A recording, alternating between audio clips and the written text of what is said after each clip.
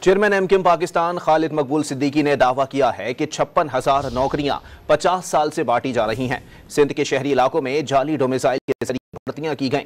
فاروق ستار نے دعویٰ کیا کہ کوٹا سسٹم کا اپنی مرضی سے استعمال کر کے کراچی، حیدرآباد اور سکھر سرکاری ملازمتوں کے دروازے بند کیے گئے۔ سندھ کے شہری علاقوں کے جعلی ڈومیسائل بنوا کر تقریباً 80% نوکریاں ان 50 سالوں میں ہڑپ کی گئی ہیں سندھ کے شہری علاقوں کے۔